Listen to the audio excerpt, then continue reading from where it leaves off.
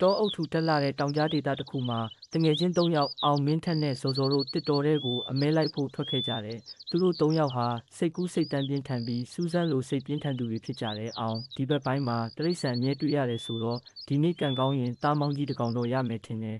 ။မင်းထက်မင်းစကားကတော့အမြဲလိုအဲ့လိုပဲနော်။ဒါပေမဲ့ဒီတော့ကတော့ထူးဆန်းတယ်ဆိုတာလူကြီးတွေပြောထားတာရှိတယ်။ဇော်ဇော်ကရဲပြီးဟုတ်လား။ထူးဆန်းတာဆိုရင်တော့ပိုစိတ်ဝင်စားစရာပဲ။သူတို့ဟာတောထဲကိုနက်နက်ရှိုင်းရှိုင်းဝင်သွားကြတယ်ရုတ်တရက်ဇော်ဇော်ဟေ့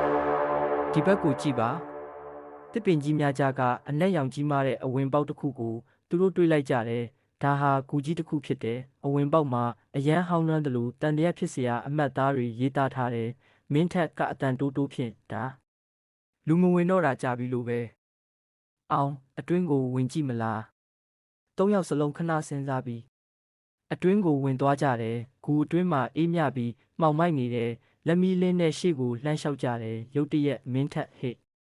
အဲ့ဒါပါလဲမြေပြင်ပေါ်မှာအယိုးစုအဝေးများစွာလူရိုးလားတိရစ္ဆာန်ရိုးလားမသိနိုင်အောင်ပြန့်ကျဲနေတယ်စောစောကတုံတုံလှုပ်နဲ့ဒီနေရာကမကောင်းဘူးထင်တယ်သူတို့စိတ်ထဲမှာကြောက်ရွံ့မှုတိုးလာခဲ့ပေမဲ့စူးစမ်းလိုစိတ်ကတော့ပုံမှုပြင်းထန်လာတယ်ယတနာများကိုတွေ့ရှိခြင်းဂူအနက်ပိုင်းကိုဆက်လျှောက်သွားရမှရုတ်တရက်လက်မီးလင်းကတစ်ခုခုကိုတောက်ပစေတယ်ရွှေတုံးတွေယတနာတွေကြောင့်အလင်းပြန်ပြီးလက်လက်ထွန်းလင်းနေတဲ့အောင်ဒါတွေကယတနာတွေလားစောစောငါတို့ချမ်းသာသွားပြီမင်းထက်ဒါပေမဲ့ဒီအယိုးတွေကဘာလဲ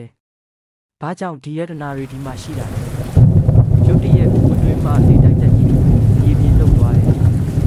အနေနဲ့အမှန်တရားဟာယတနာတွေကိုကာကွယ်ထားတဲ့နေရာတစ်ခုဖြစ်နိုင်တယ်အယိုးတွေကလောဘကြောင့်အသက်ဆုံးခဲ့သူတွေရဲ့သက်သေဖြစ်နိုင်တယ်မင်းထက်ကအော်ပြီးထွက်ကြသူဒီမှာမနေသင့်ဘူးသူတို့၃ယောက်ယတနာကိုမထိပဲအပြင်ကိုပြေးထွက်လာကြတယ်ဘူဝင်ပေါက်ထဲမှာတန်တရားဖြစ်เสียအတန်တစ်ခုထွက်ပေါ်လာတယ်တချို့အရာတွေဟာကြည့်ရင်တောက်ပလာပပေမဲ့နောက်ွယ်မှာအနေကြီးမားစွာဖုံးကွယ်နေတတ်တယ်လောဘမရှိရင်အသက်ရှင်နိုင်တယ်